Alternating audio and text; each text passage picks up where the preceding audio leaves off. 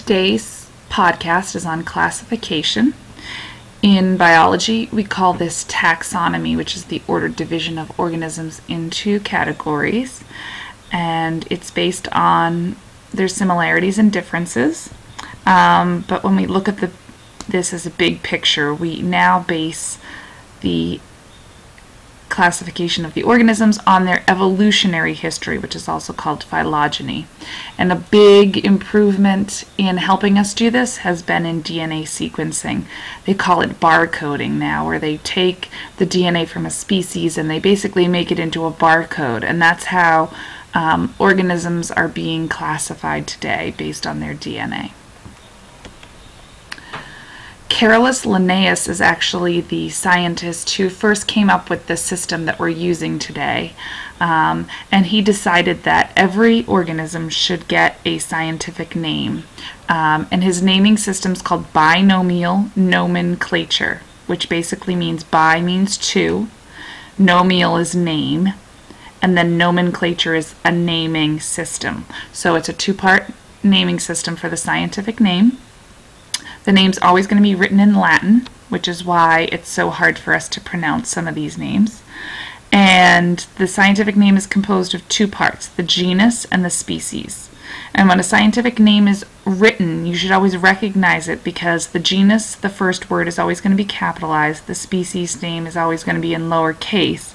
And then either it's going to be italicized if it's typed or underlined if it's printed. Scientific names have become pretty important because if you look at these three animals here, if you're in Florida, they're going to call it the panther, and if you're in the Midwest, they're going to call it a cougar, and if you're in California, they're going to call it a mountain lion. But now look at the scientific name, Puma concolor. Okay, if you know a little Spanish or Latin, maybe you can understand what this name means, but the scientific name shows us that actually this animal is the exact same animal, just depending on where you live. The common name is different, but it's actually the same species.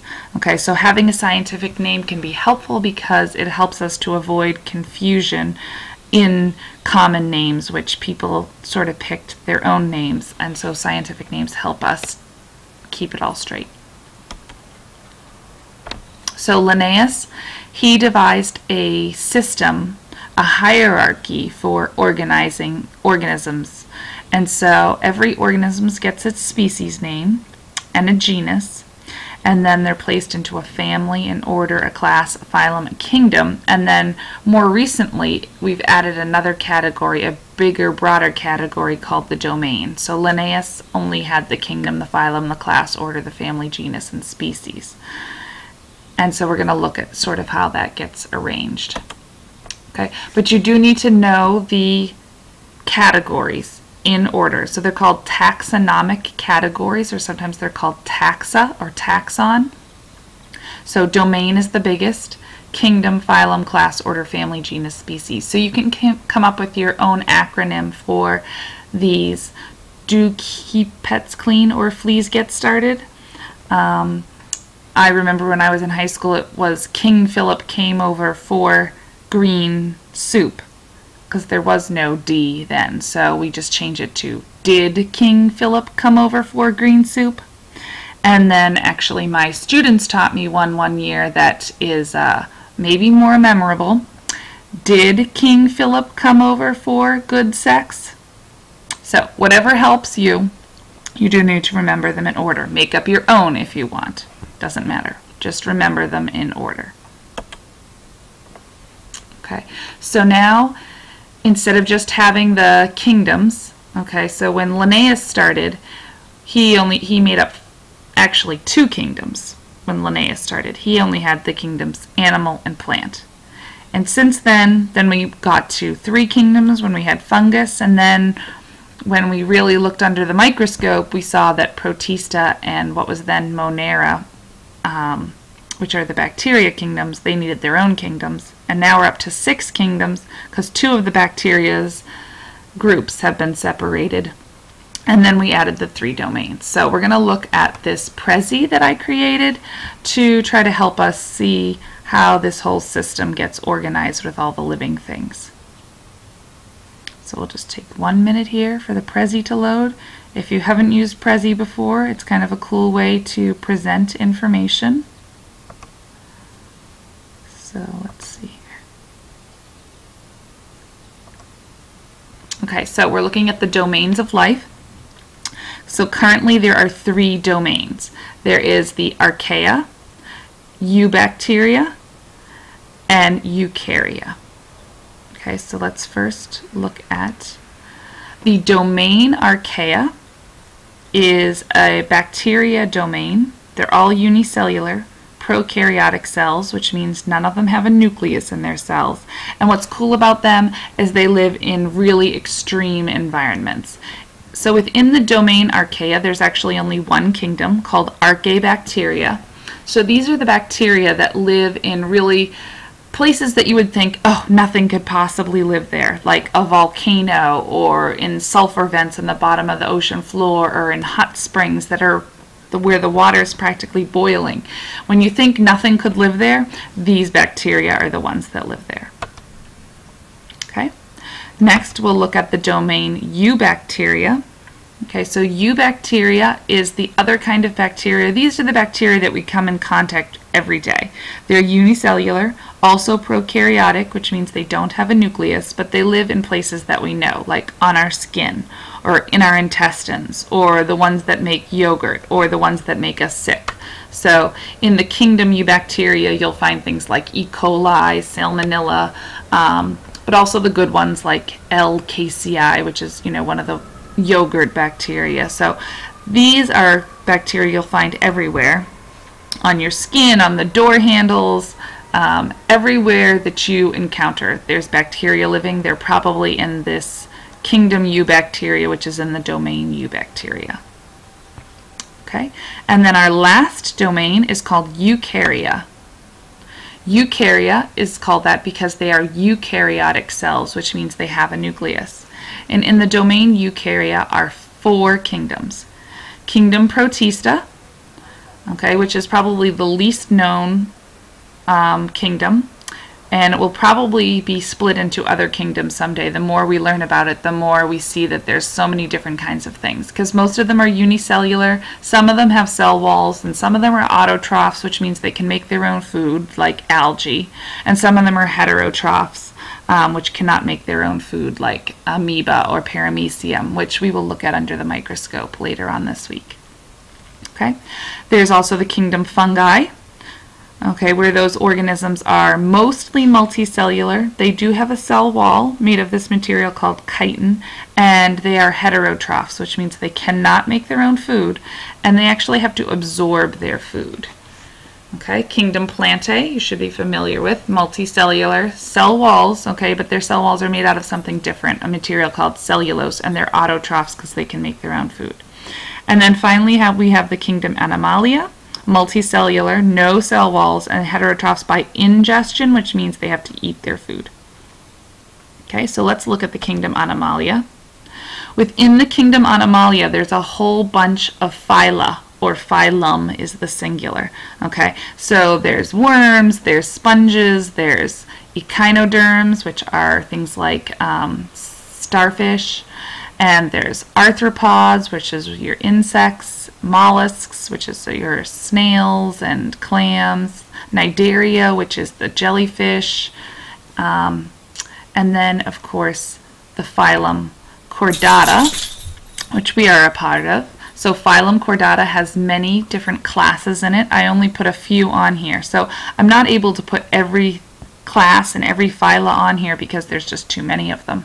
Okay, so within the phylum Chordata, though, there's several classes you probably know. Class Reptilia, class Amphibia, class Aves, which is birds. And there it goes.